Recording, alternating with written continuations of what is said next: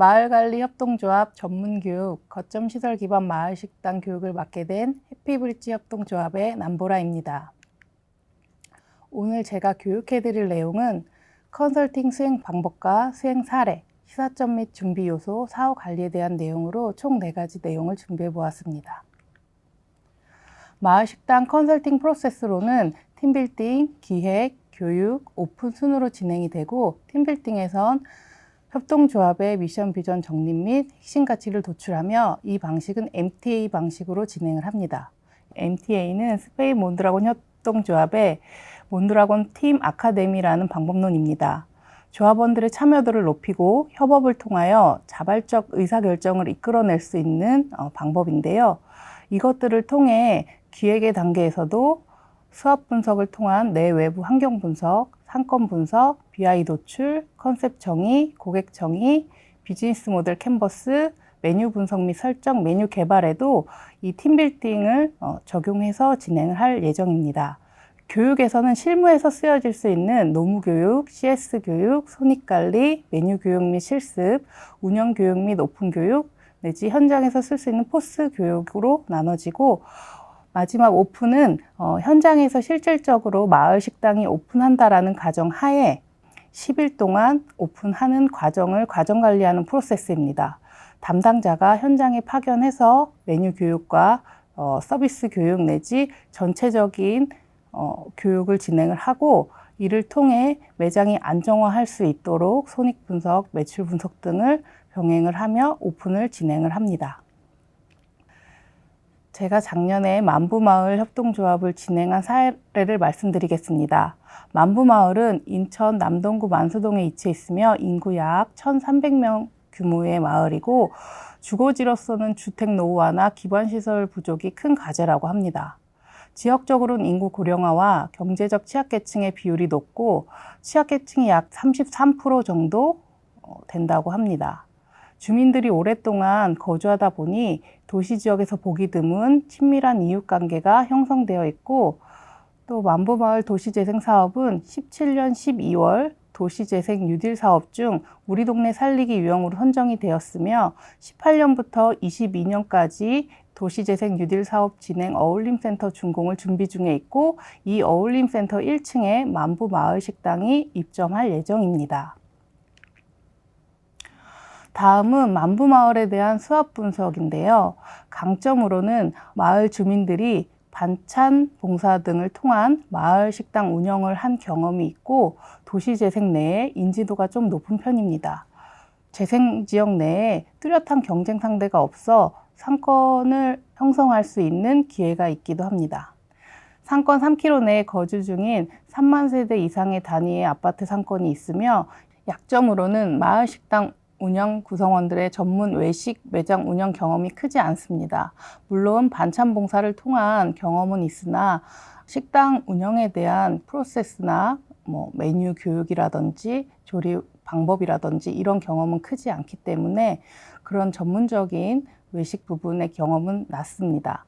상권 내 만부 도시재생센터의 핵심 타겟인 고객 수가 매우 부족한 상황입니다.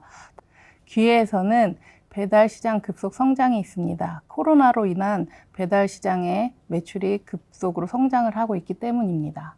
커뮤니티 센터 입점으로 충성 고객 유치가 가능하고, 지자체 등과 고려로 새로운 시장 창출이 가능하며, 모범 재생지역으로 재생지역 내 외부 관심 집중이 굉장히 홍보에 도움이 될 것으로 여겨집니다. 위협에서는 코로나19로 인한 외식 시장의 위축이 되고, 해외 코로나 확산 및 해외 곡물가, 돼지열병 등의 악재로 인해 식당 재료 원가가 상승되는 상황이 있고, 소비 여력 한계로 신규 매장 이용이 저조한 상태로 나타납니다. 수합 분석을 통한 SO 전략으로는 외식 전문 업체와 연계하여 메뉴 개발, 식자재 공급, 직원 교육 및 오픈 매장 이후 관리 등에 대한 운영 전반적인 시스템에 대한 구축이 필요합니다.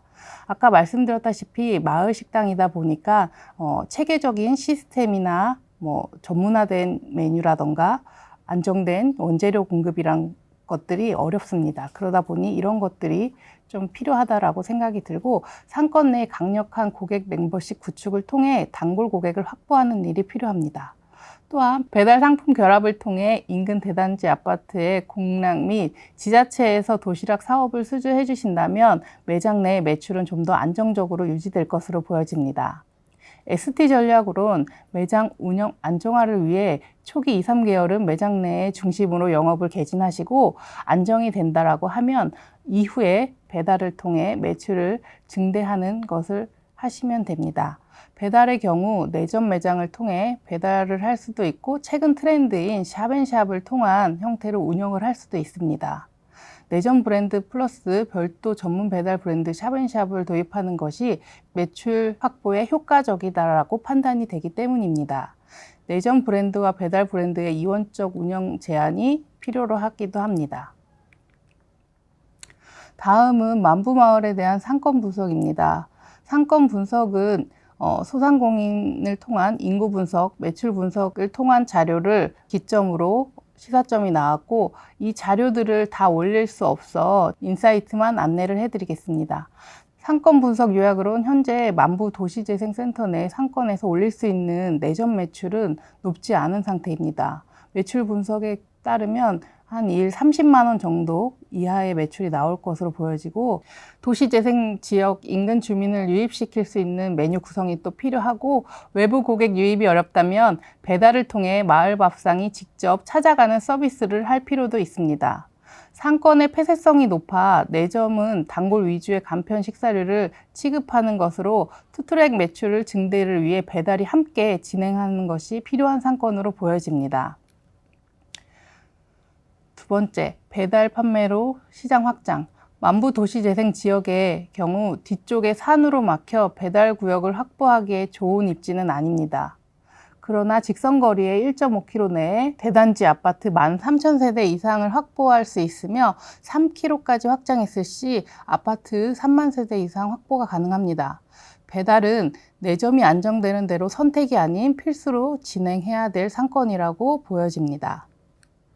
다음은 만부마을 교육 일정에 대한 내용입니다.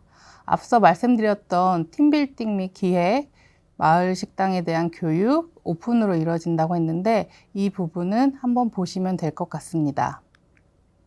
다음은 교육 내용을 세세하게 말씀드릴 수 없어 사진으로 설명을 간략하게 드리겠습니다. 첫 번째 보이는 사진은 만부마을 사회적 협동조합의 먹거리 팀이 워크숍을 진행하는 사진입니다.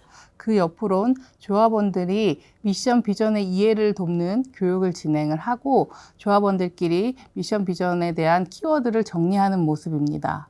그 아래는 조합원들이 만들어낸 비전 선언문입니다.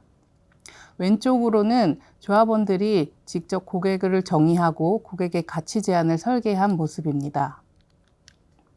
다음은 조합원들이 비즈니스 모델 캔버스를 만든 사진인데요. 직접적으로 조합원들이 의견 나눔을 해서 고객을 정의하고 고객과의 관계, 채널 이런 것들을 전부 다 조합원들이 정리를 했습니다. 다음 아래 모습은 도봉구에 있는 마을 식당을 답사한 사진입니다.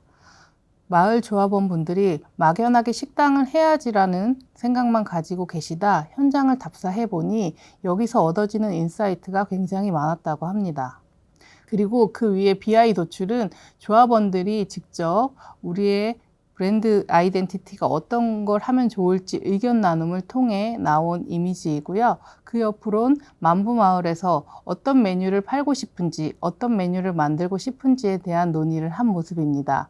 만부마을에선 경험이 부족하다 보니 갈비찜도 하고 싶고 갈비탕도 하고 싶고 해물찜도 하고 싶고 종류가 너무 다양하게 나왔기에 어떤 것을 선택을 해야 할지 서로 메뉴를 만들어 보고 품평회를 하기로 했습니다. 그 아래 모습이 조합원들이 직접 메뉴를 만들어서 시연을 하는 모습입니다. 마지막 사진은 메뉴 모습은 저희가 HB에서 제안한 메뉴들을 직원분들이 실습하고 만들어낸 사진입니다. 메뉴 및 메뉴 원가에서 보다시피 조합원들이 메뉴를 만듦에 있어서 레시피라든지 원가라든지 그다음에 원재료의 관리라든지 이런 것들이 정해져 있지 않기 때문에 만드시는 분들에 따라 맛이 계속 편차가 있어요. 예를 들어 닭볶음탕을 만듦에 있어서 만드시는 조합원분들마다 표준화된 레시피를 사용하는 것이 아니라 본인이 집에서 요리했던 방법들을 선택하다 보니 맛에 대한 편차, 이런 것들이 크게 나타났던 거죠. 저희 HB에서 제안했던 메뉴들은 원가가 관리되며 원재료에 대한 공급을 해드리기 때문에 어느 누가 만들더라도 만드는 편차는 크게 차이가 없다는 걸 보여드렸습니다. 그래서 테스트를 통해 마을 협동조합 분들과 어떤 메뉴를 선택할지에 대한 결정을 했고, 조합원들께서 HB가 제안하는 메뉴들을 기본 판매 메뉴들로 확정을 했습니다. 메뉴는 15개 정도 고정 메뉴고요. 계절적으로 동절기와 하절기로 메뉴를 나눠서 평균 20개 정도 메뉴를 판매할 예정입니다. 메뉴에 대한 조리 표준화라든지 조리에 대한 편리성, 메뉴 원가 분석, 내지 이 메뉴들에 대한 원가가 35% 이하의 메뉴들만 개발을 해드리는 걸로 하고, 고정 메뉴는 15개를 확정했고, 동절기, 하절기 나눠서 10개, 평균 20개의 메뉴들로 확정을 했습니다. 이 메뉴에 대한 조리 표준화라든지 조리 편리성, 메뉴 원가 분석은 다 진행이 되었고, 혹여나 나중에 만들어질 신메뉴도 35%, 원가율 35% 이하의 메뉴들만 개발 예정입니다. 그리고 여기에 사용되는 원재료는 저희 쪽에서 재료 공급을 하는 걸로 확정을 하였습니다. 오른쪽에 보이는 것이 이 메뉴들을 판매했을 때에 대한 예상 손익입니다. 제가 디테일하게 만들진 않았는데 실질적으로 운영을 하게 되면 일평균 35만 원의 매출이 난다라고 가정을 했을 때에 대한 수익은 한 420만 원 정도로 보여집니다. 아래는 일평균 40만 원 정도 판매했을 때 수익이 490만 원 정도로 보여집니다. 이런 활동들을 통해 나왔던 시사점을 보면 가장 큰 비중도를 갖는 게 사업계획 예산입니다. 그 다음은 식당 운영, 협동조합, 사람 조직, 운영, 교육, 컨설팅 순으로 되고, 준비 요소로는 사업계획 예산부터 식당 운영까지에 대한 내용을 저희가 교육을 통해 마을 기업이 안정화할 수 있도록 진행을 했고요. 다음은 식당 운영이 지속적으로 운영하려면 어떻게 해야 되는가에 대한 부분입니다. 대부분 마을 식당들이 오픈하기 전까지의 과정은 잘 진행이 됩니다. 근데 막상 오픈하고 난 후부터의 관리가 어려운데요. 이 관리를 어떻게 하면 지속적으로 매장이 운영할 수 있게끔 할 수 있는지를 저희는 좀 다른 방식으로 진행을 합니다. 저희는 이제 기본적으로 마을 식당들이 하고자 하는 메뉴도 있지만, 비교했을 때 대중성이라든지 고객이 원하는 것들, 아니면 고객들의 검증을 가한 메뉴들인지 이런 것들을 확인해 메뉴를 확정하고, 그 메뉴에 대한 레시피 표준화, 그다음에 그 메뉴에 들어갈 식자재의 안정성, 그리고 이 매장들이 오픈을 하고 나면 이 매장에 대한 사후 관리가 되어야 된다라고 판단됩니다. 만부마을 역시도 저희가 사후 관리까지에 대한 계획이 있습니다. 마을 식당 지속 가능성 운영 관리를 보시면, 마을 식당으로 개발된 컨셉 상품이 고객에게 전달되어 지속 가능한 가치를 창출하기 위해서는 오픈 이후 관리가 매우 중요합니다. 이를 위해 전문 식당관리요원의 정기적인 점검과 지도를 통한 운영 현황 모니터링이 제반되어야 되고, 또한 환경 변화에 따라 유연하게 컨셉을 조정, 실행하기 위해서는 식당 운영관리 시스템을 결합한 사업 유지 및 확장을 기대할 수 있습니다. 지자체, 만부마을관리협동조합의 논의 후 어떻게 관리할 건지에 대한 논의를 하기로 하였습니다. 정기관리는 오픈 초기 3개월간의 품질, 인력, 손익에 대한 집중관리가 식당 성공의 핵심이라고 표현됩니다. 초기에는 고객들이 방문했을 때 메뉴에 대한 신뢰나 이런 것들이 잘 갖춰지는 부분이라, 이 부분의 초기 때 3개월간의 관리를 잘 하셔야지만 후에도 매장에 대한 안정화가 빠르게 나타납니다. 이후에는 정기점검 및 방문관리를 통한 매출관리, 서비스관리, 운영관리에 대한 매장 운영 지도가 필수이고, 프랜차이즈의 경우 슈퍼바이징이라 하며 슈퍼바이징 시스템을 도입한 마을식당 전문관리요원 및 시스템 지원을 할 예정입니다. 대부분의 마을 식당들은 오픈 이후에 관리가 전혀 되지 않아 문을 닫는 경우가 많은데요. 저희가 이를 보완하기 위해서 그 프랜차이즈 시스템을 마을 식당에 도입하는 게 어떻겠냐라는 고민 후에 나온 관리입니다. 방문 지도 횟수는 개업 1개월 이내 월 4회, 개업 2개월 이후 월에 1회에서 2회 정도, 매장 운영 상황에 따라 방문 횟수는 변동이 있을 예정입니다. 다음은 집중관리입니다. 집중관리는 첫 달에는 품질, 매뉴얼에 맞게 조리 및 서비스를 준수하고 있으며 적합한 품질로 유지되고 있는지에 대한 점검이 필요합니다. 표준화된 레시피가 있기 때문에 고객한테 정량을 정확한 방법으로 조리해서 제공을 하고 있는지를 점검하는 거고요. 두 번째 달은 인력의 업무 스킬이 향상되고 있으며 이에 따른 생산성 도출이 있는지에 대한 점검입니다. 세 번째 달 손익은 점포 운영 계획에 맞게 매출 및 비용 관리가 되고 있는지 점검입니다. 우리 매장이 한 달에 얼마를 팔고 얼마를 지출하며 나가는 비용과 들어오는 비용들을 계산했을 때에 대한 수익 구조가 어떻게 이루어지고 있는지, 돈을 과하게 쓰고 있지는 않는지 내지 이런 것들을 점검해 볼 필요가 있습니다. 세 번째 일반 관리는 연간 활동 미션, 점검 사항 및 수행 사항에 따른 월 1회 대면 방문 관리를 합니다. 마을 식당 전문 관리 요원과 비대면 상시 소통 관리가 일반 관리에 해당됩니다.